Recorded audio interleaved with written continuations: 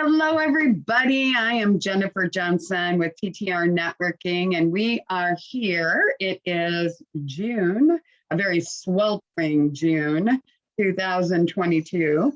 And we are here today on TTR Networking, or TTR Presents Work-Life Balance, Is It a Myth? And we are so excited for Margaret Broadus to be our presenter today. We're talking about juggling, and it's kind of a funny subject to have out there, but when we put it out there, I think everybody now kind of gets it. But we first published it a couple of years ago. It was kind of like, juggling? What are you talking about? But I think now everybody's got clarity on that a little bit more. And now we're really digging into, is that work-life balance possible? So we are very fortunate Margaret Broadus is here today. And I'm going to just turn it over to Margaret and ask her to share her wisdom with us. So looking forward to hearing. So welcome, Margaret. Thank you, thank you, thank you. Well, thank you, thank you, thank you. I'm excited to be here. And I must admit, I had never heard of life-work balance before until I heard it from my older grandson, who is now 27. I go, what is that? And so, but he had a great perspective, but of course he's a lot younger than I am, and they are looking for different things than I ever looked at. But then as I started doing some research about life-work balance, it all comes down to, how do we define it? So I'm gonna, if you can share your screen. Yes, I will allow you to do that. Yes, there you go. You should be able to. Oh, let me go back over here. I had it all set up here. Let me close that up again. Here we go. Okay. I had it all queued up. So let me do this again here. Nothing ever works quite the way you planned it. I had it right queued up and everything, and it's like, okay, so we could just go right into it. But yeah, it's pretty interesting. Anything that I hear about, I always like to kind of dig into it a little bit and find out more. What does that really mean?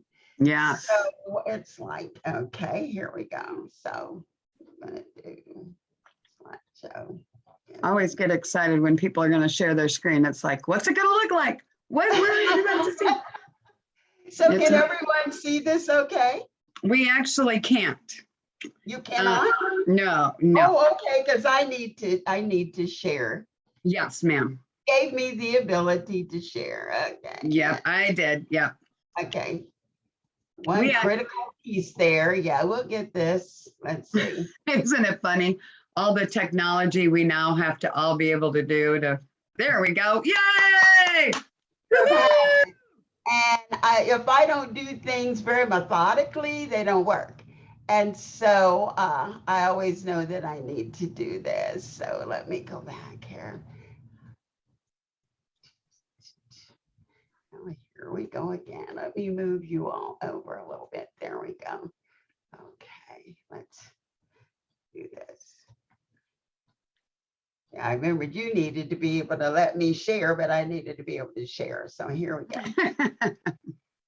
Yep, there it is. We see it. There you go. There you go. Okay, here we go. Now you can see this. Correct. Yay! Okay, success, success. That's great. Okay, so today we're going to talk about work-life balance. Is it a myth? So you get to decide that. So we're going to go through it, and my objectives today are to discuss, how do we define work and life? Because it's different for everybody, okay? And is it about being satisfied, or is it balance? Okay. And how have corporations responded? Those corporations that we are involved in or that we work for. And then how in turn have employees responded to it? And life, as we know, is a balancing act. We all go through that. What's the best way to live? And the choice is yours, okay? Okay, so first off, we're going to start by defining work and life. And I guess the reason I was so intrigued when my grandson said that is when I looked at some of these quotations, let the beauty of what you love be what you do. And I'm a registered nurse, and I've always loved what I did. So the way I look at work is a little different than someone else may look at it. Do you love your work? If you do it, and I'm sure a lot of people have heard this quote, if you do what you love, you'll never work a day in your life. And that's kind of the way I have looked at things. I knew it was called work, but I've always enjoyed it. And my personal philosophy has been, if you don't have fun, don't keep doing it, do something else. So fortunately, as a nurse, I've been able to nurse in different arenas. So I've been able to do that. So work to me is different from somebody else's idea of work. And work and life in perspective. Work gives you meaning and purpose, and life is empty without it. What would we do if we didn't, quote, work? What would we be doing every day? Okay. And then what is your end game or goal? What are you working for? Okay. And I love this quote. By working faithfully 8 hours a day, you may eventually get to be the boss and work 12 hours a day. You have to be careful what you wish for, because sometimes we do that. So as we go through this, you might just think about, how does this apply to you and your life? Okay. Okay, so satisfaction really trumps balance. So what we end up having to do is think differently. Have you ever heard, and I think women say this probably more than men do, I want to have it all. Okay. I think we all, on some level, would like to have it all. And what I was reading, it kind of, gave the analogy of a cake. We may end up with the cake, but we may have to take it slice by slice. Okay, that makes sense. Okay, the tiniest slice might be attainable now. So we may have to take little slices of it because life keeps changing. Just like Claire just recently got married. Her life is different now. And for those who are married, yeah, it does. It changes. As you have children, have grandchildren, things do change. So having it all does change because circumstances change. So we can have our cake and eat it too, maybe, if we go slice by slice. We just may not be able to have it all at one time. And have you succeeded? What does success look like to you? Okay. How do you know when you've arrived? And I think everybody who is watching this or who will watch it, you have to look at, how do I know when I have arrived? What am I really striving for? What does success look like for me? Is it a position that I want? Once I get that position, have I arrived? Maybe, maybe not.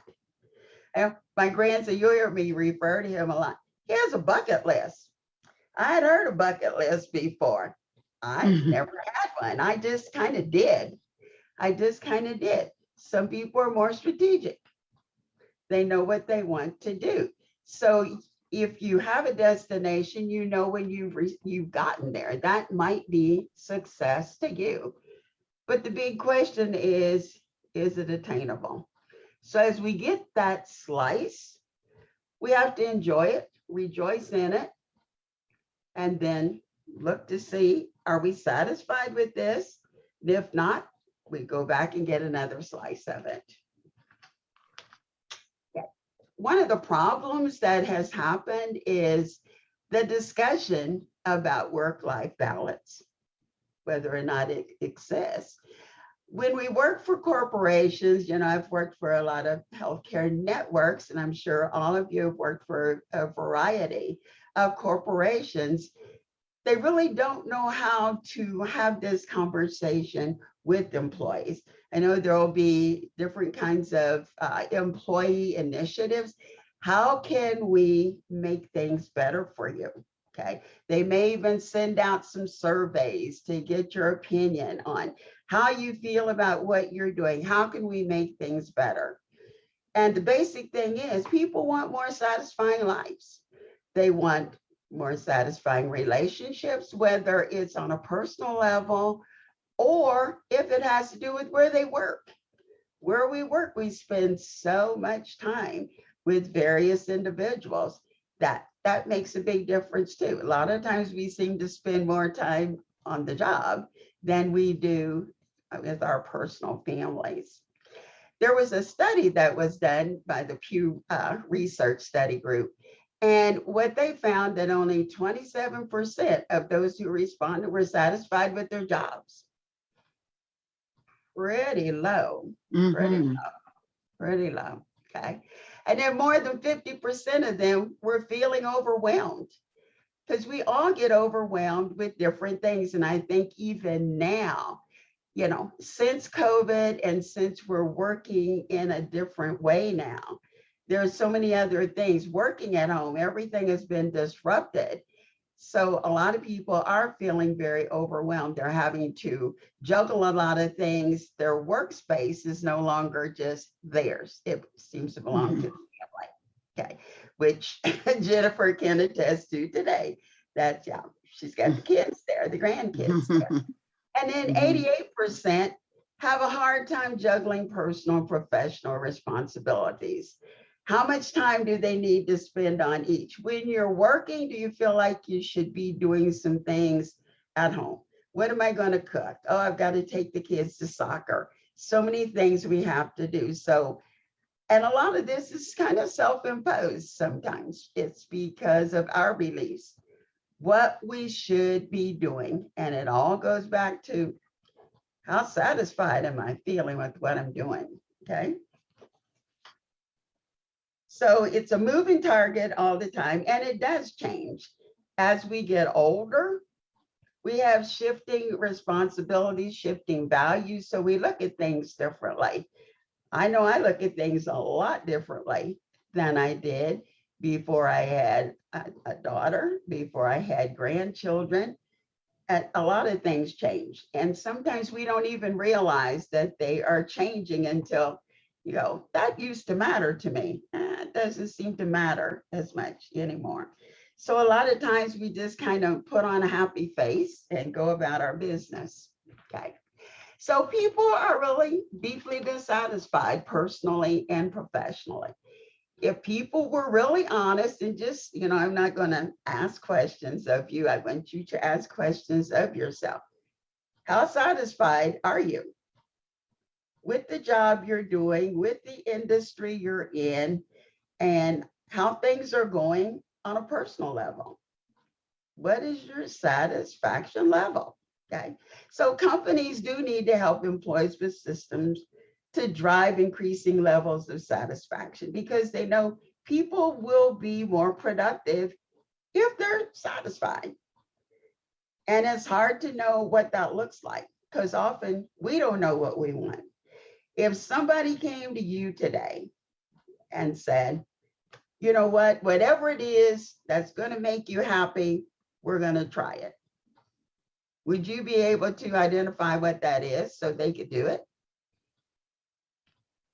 I'd have a struggle with that myself because I think I know what would make me really satisfied, but I'm not sure. So a lot of times we approach this with no strategy at all. We have to make choices. So this is an opportunity for us to have our destinies in our own hands, okay? We can't just take a wait and see attitude.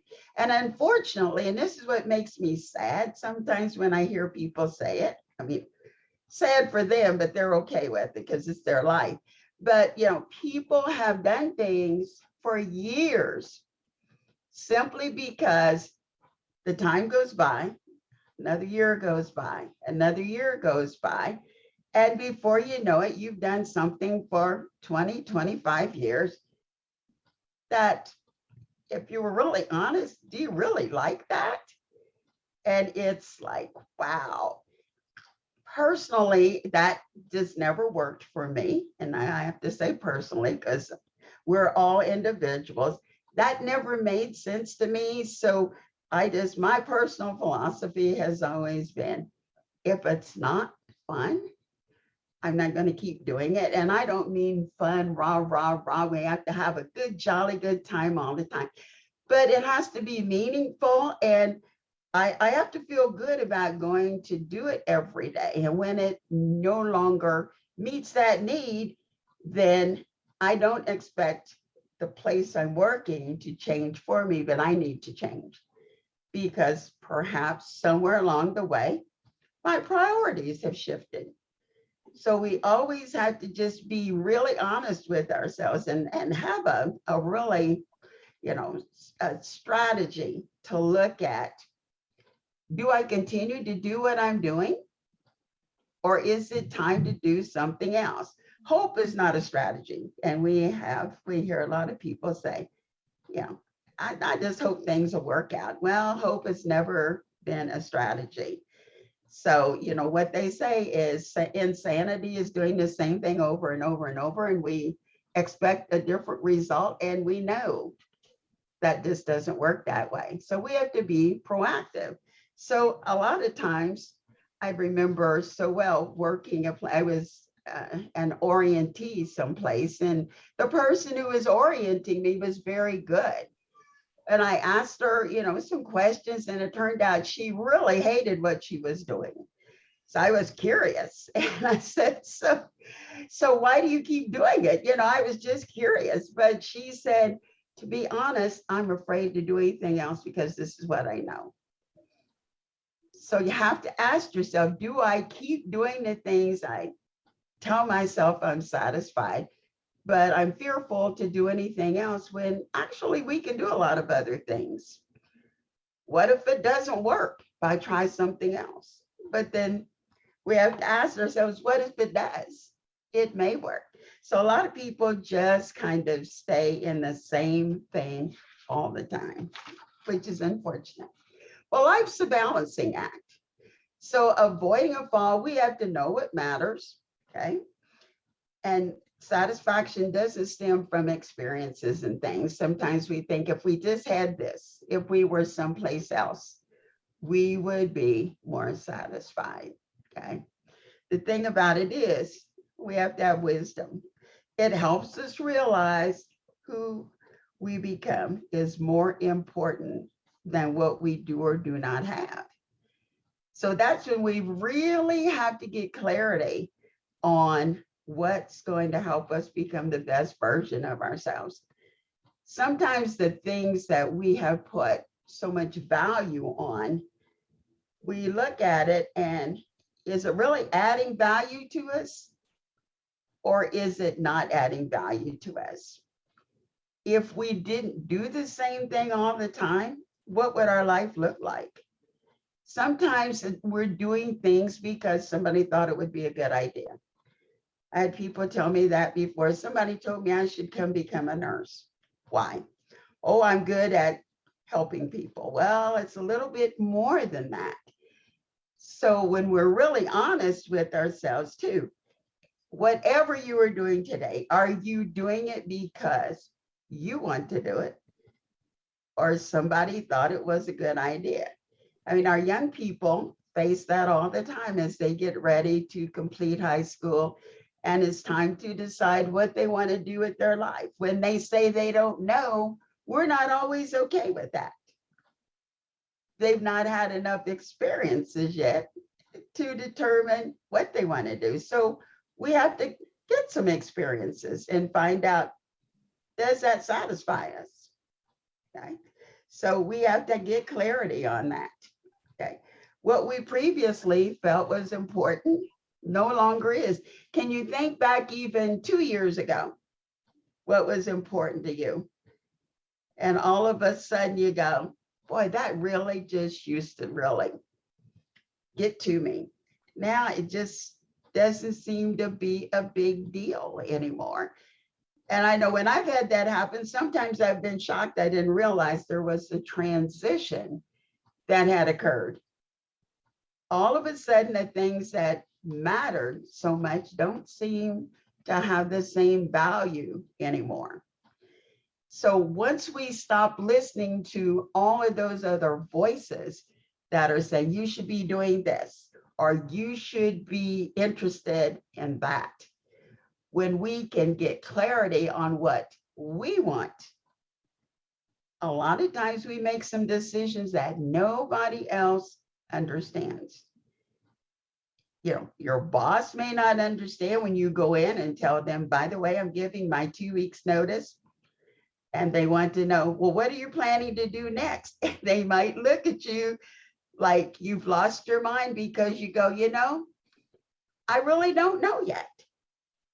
And people don't understand as that we as adults would do something and don't know what our next thing is going to do.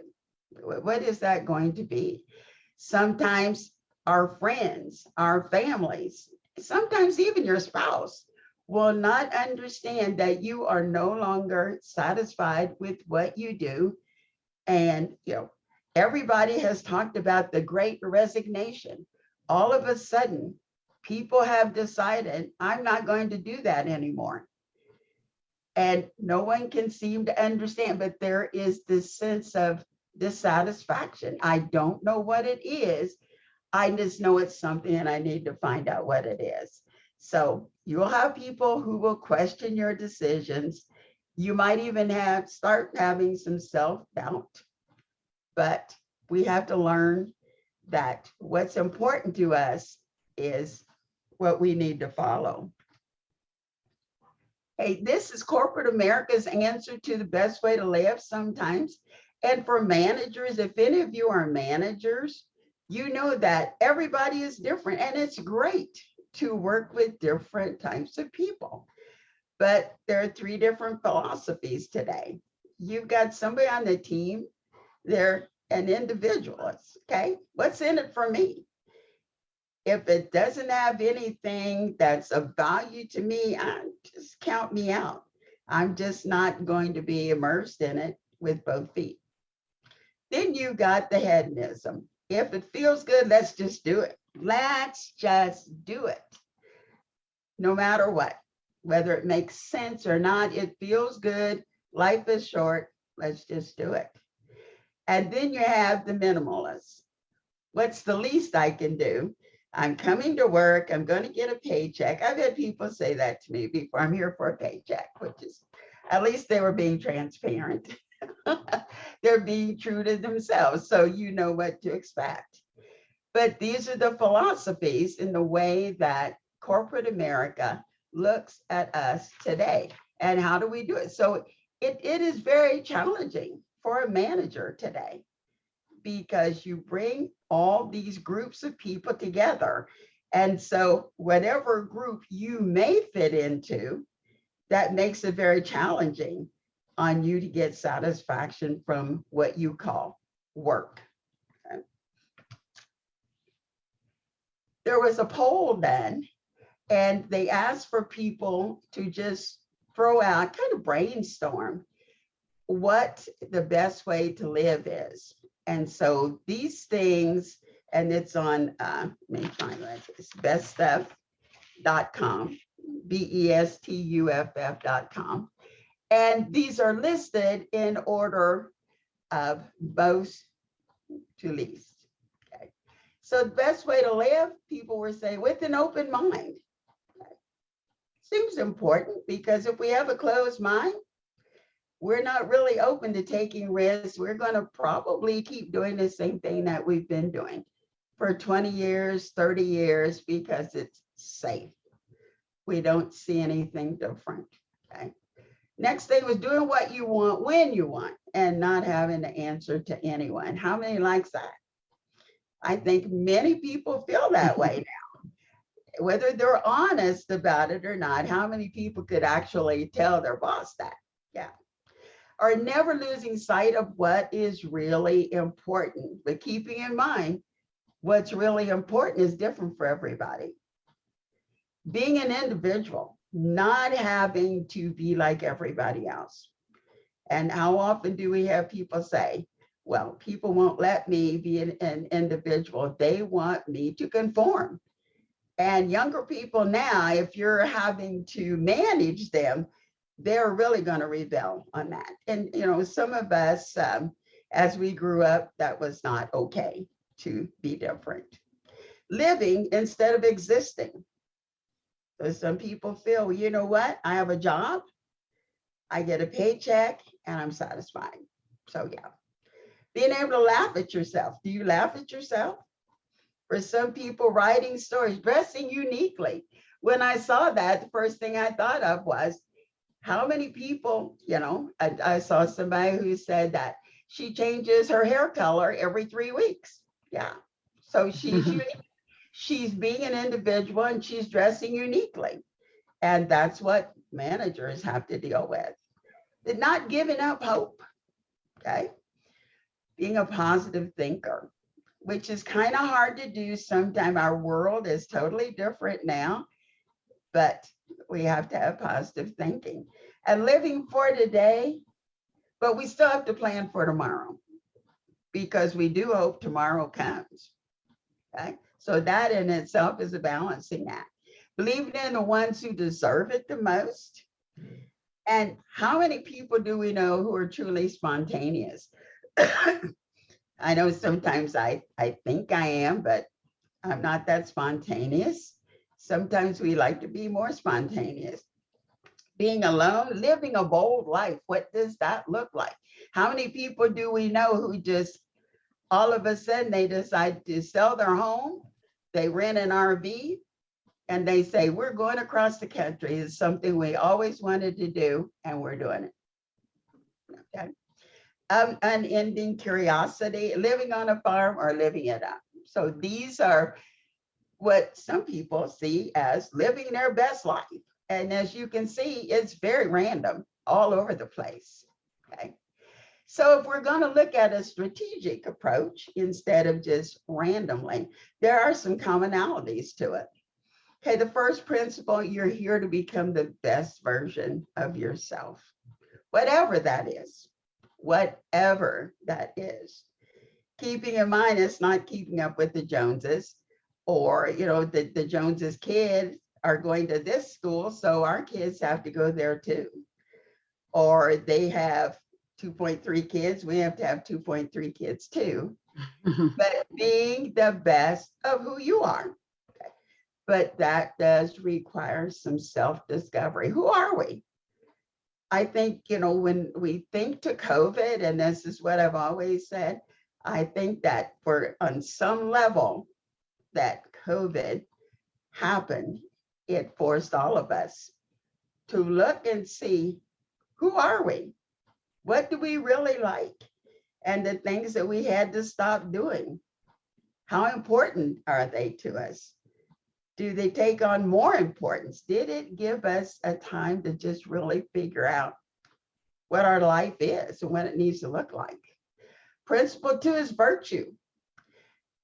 Someone who is patient, you can think about your partner. Think if you're patient, but they're impatient, how well does that work? Generosity versus someone who is greedy and selfish. Okay. Courage. Okay, and I know Claire said they went camping, but if your partner doesn't like to go camping or they're fearful, that's a challenge too. Humility versus somebody who's arrogant. Okay. And then honesty versus somebody who believes you can cut some corners. It's not hurting anybody. So why be so honest? Yeah. And then principle 3, self-control.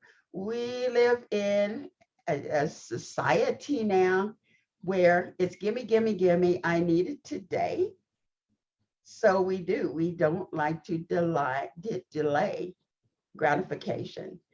And, we hear people talk about, we live in a microwave society. So we need it now, now, now. So these are some things that we have to just really figure out for ourselves.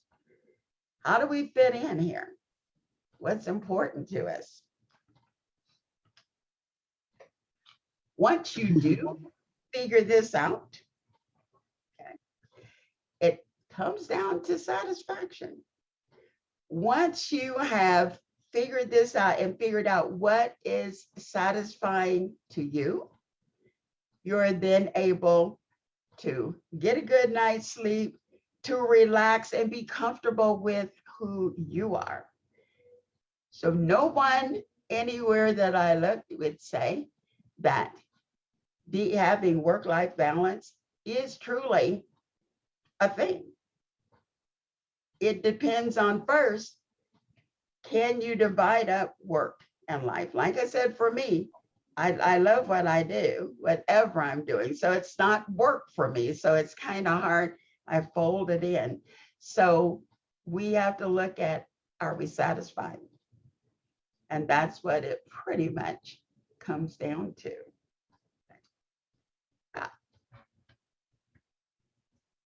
There you go. Yes. Wow, cool. Questions, comments, where did anything hit home with any of you? Like, wow. Okay. I know for many years, and I'm older than most of you on here. The thing about it is, you think, how many times in life was it really, really easy to go with the crowd or go with somebody, what somebody thought you should be doing? Or you had an idea, but you were afraid to say it, much less do it, because what would people think? But we'll find that many people nowadays, mostly younger people, but older people are starting to feel the same way. Life is too short. What makes me happy and my family around me, whoever that family is, yeah. Does that make us satisfied? Are we trying to live our best life, or are we trying to live someone else's best life? When you, yeah, Margaret, when you and I talked, excuse me, I didn't mean to jump on you. We talked about the, when we were talking about this, when Margaret and I talked, I thought she'd be a great one to talk about this because she's been in nursing for 58 years. She's had a small business, been an independent business owner with ACN on the side for 20 some years, right? 22 years, 22 years. Yes. And just the idea when you were talking about, because I think the last thing you did, maybe a month, you did the, were you teaching nursing students? Yes, teaching nursing students. And you know what? If I got the opportunity and it hit me just right, I would probably go teach another term.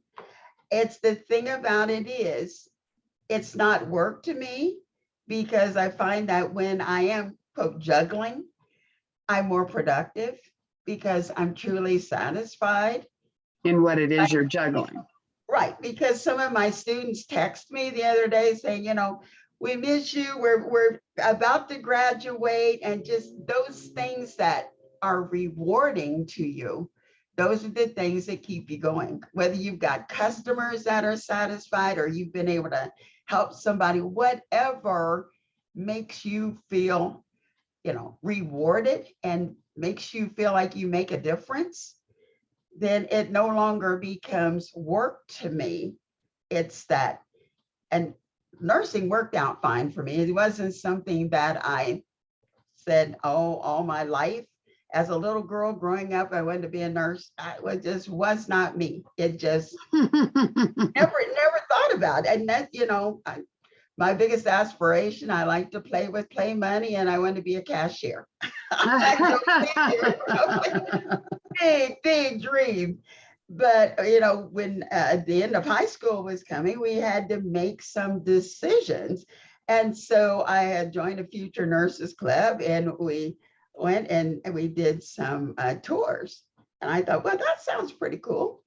And it has turned out to be the right thing for me. I have loved it.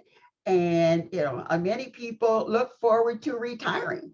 This is retirement for me. I've retired, I've told you probably about 5 times. I know when I leave a job, it's not to go sit on the porch, to go do nothing, because retirement to me is continuing to do what you love doing. And when you have an open mind and you're curious, when you hear about new things, it's like, wow, let me find out more about that. And basically, when I joined ACN, when I joined my business, I was a director of surgical services. I wasn't looking for something, but I have an open mind, and it's like, wow, this makes sense to me. I'd love to have my own business. That's all I knew. But through the years, it has been just phenomenal. And it just made sense that why wouldn't I do this? Why wouldn't I? There was never a reason to leave, because it meets all the characteristics of what I see as values, what's important to me.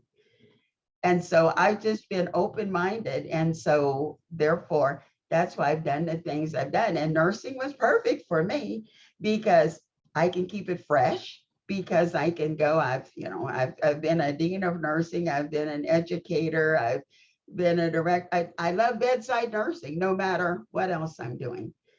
I love doing those things. And so I feel very blessed because of that, because I can always find something within it that I love doing. So yeah, so it's about choices. Did I take risks? Absolutely. And I just always say, when you look at how long I've been on this earth, I always say I came along long before my time, because I've just always kind of been, I guess, I won't say a rebel, but kind of just been my own person from the time that I graduated from nursing school. I just always knew what the rules were. And so I'll go with the rules as long as they make sense. But my philosophy on that too is, we follow the rules, but if they don't make sense, let's look at those. It probably made sense when somebody put those together, but do they still make sense? It does not make sense to do something just because that's the rule. That's the policy. We've always done it that way. That's always been awful to me. Those are the kinds of things that makes working someplace very challenging. And so that's something that corporations have had to change. That's why it's hard for them to find people now, because people got an opportunity to be away from that and think, do I really want to go back to that? Right.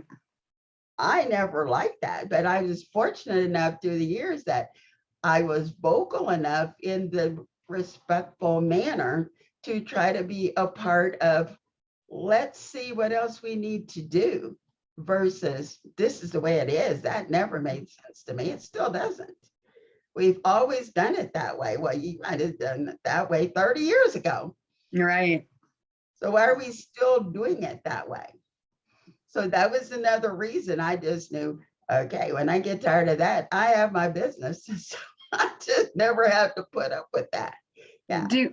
Actually, as I'm looking at the people on this call, this is a great group for, because everybody has kind of done their thing. They're very successful within their, and maybe they've created their own path. I mean, everything. And I guess I always, I love the idea. I'm just chatting, ladies. I love the idea that, if you love what you do, you'll never work another day in your life. But I do think anything you do that's worthwhile, there is a little bit of skin or a little bit of dues to pay, right? So Margaret, I think when you were talking about your teaching, I don't know that you loved every second of everything, right? Not everybody loves everything, but we're all right. Yeah. The part I didn't like, and there again, I knew that it didn't have to be the way it was, because there weren't, some of the people I needed to teach were not the right people. They should have never been there in the first place. Cool. So Yeah. Yes. So what I've done in the past, I was always in a position before to interview people to make sure this was the right thing. Because, I mentioned before that people would say, you know, I want to be a nurse. Everybody tells me I should be because I take care of people. Well, a lot of people take care of people. That doesn't mean just like it Right, doesn't make us a lot of good things just because of qualities we have. And right, so the challenge for me was because I had some people I was trying to teach who were in the wrong thing. And when I interviewed people, when I had that opportunity, when during our discussion, it didn't seem like a good fit. It wasn't just, I believe there's something for everyone. And I think we're obligated to help people find the right path. For instance, I had someone who told me, yeah, they don't like people. And I go, well, okay, live people. It's like, whoa, okay. We try to keep our people alive. Okay. We're going to be good nerds. That's the thing. So that, and I don't think she was even thinking about what she said. But right. in talking some more and helping her explore some options, she wanted to work in forensics. That's great. Go get Yeah, her. yeah, And so, but we try to keep people alive. So I just think that's what I enjoy doing. If you're going to nurse, I want you to be the best nurse. We all want that to be. But if it's the wrong thing, if you're in the wrong thing, it's very frustrating. right. It's very frustrating to you personally. It's a waste of money. It's dangerous. And, life should not be wasted.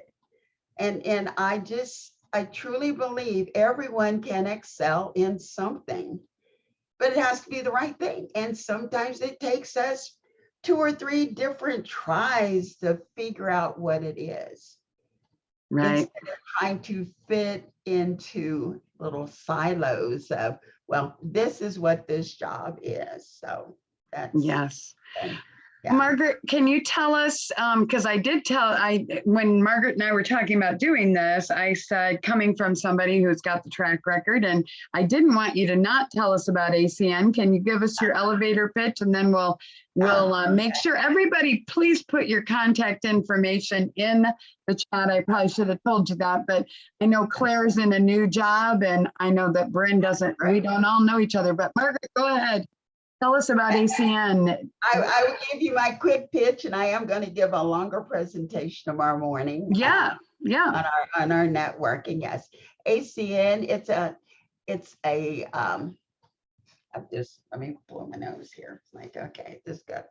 I'll get it. She did a great job. I think you did it. You went beyond and above what I would have. Yeah. Thank you. Yes. ACN is the largest direct seller of telecommunication and energy and essential services around the world. Okay. We're in 27 countries, 5 continents. And the reason I migrated to this was I'm a nurse. And so I never have seen myself as a salesperson. And when I joined the company, we were just doing long distance. And I thought, everybody's got a phone. And back then, if you recall, that people didn't want you to use long distance. If somebody wanted to use your phone, now you're all probably too young for this, but we didn't have cell phones. And so, long distance was a big deal. But yeah, it started out with just long distance, but we are direct sellers of essential services. And that means something that everybody pays each and every month. I don't have to change anyone's buying habits. Okay. Right. Everybody has a cell phone. Everybody has TV. Everybody needs healthcare. That's the newest thing we've come with. How can we help you with your healthcare costs? Everybody needs to, protect their identity. So those things, gas and electricity. So not trying to change anyone's buying habits, and we show people how to save money. Also, they have an opportunity to make money on their own bills or on other people's bills, that people pay their bills each and every month. and you get residual income. And as a nurse, I didn't know what that was. If I got residual income getting paid over and over and over on all the patients I've taken care of in 58 years, think where I would be.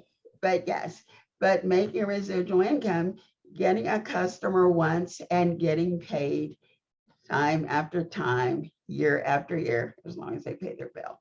So that made total sense to me. It's like, why wouldn't I? It's Yes. helping people. And the big part about it now too is that several years ago, we partnered with Feeding America. And so now we have our nonprofit side that is a project Feeding Kids. And, you know, I just spent 6 years as a school nurse. And so I know that many kids didn't like weekends, they didn't like summers because they didn't know where their meals were coming from. And so 17 million kids go to bed hungry on a daily basis. So when people get our services, we feed a hungry child. Good, great. When we just making love that. Yeah, making good choices is basically what Margaret told. Yes, thank you very, very much. You put your contact in. What the goal is I'm going to send out the recording link and everything to everybody that signed up, as well as you lovely people that are on here will be in the safe chat. And Margaret is going to do a presentation on ACN tomorrow. I will tell you, I've heard about ACN for years.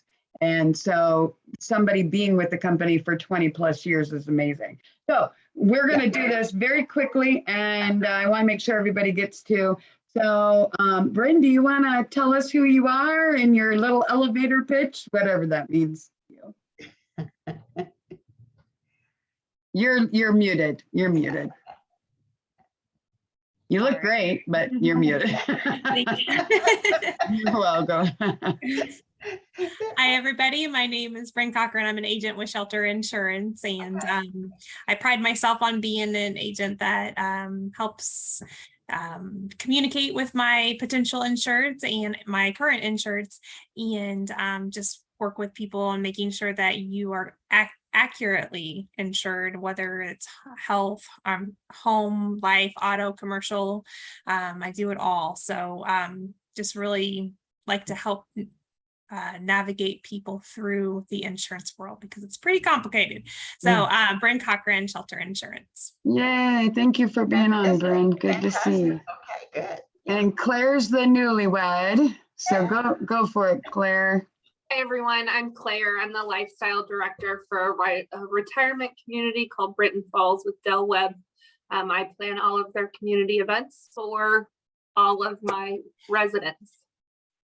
Now she makes it sound really, she's been a member off and on of TTR for a long time. The connections that she's made for me have been unbelievable and for our members. So very excited that she's now somewhere she can really dig in and do all of the great stuff she does. So we're just glad you're here. Claire, are you going by Claire Miller or are you going by a different last name? I am now officially Claire Dowden. Okay, Claire Dowden. All right. Yes, and Margaret, this really spoke to me.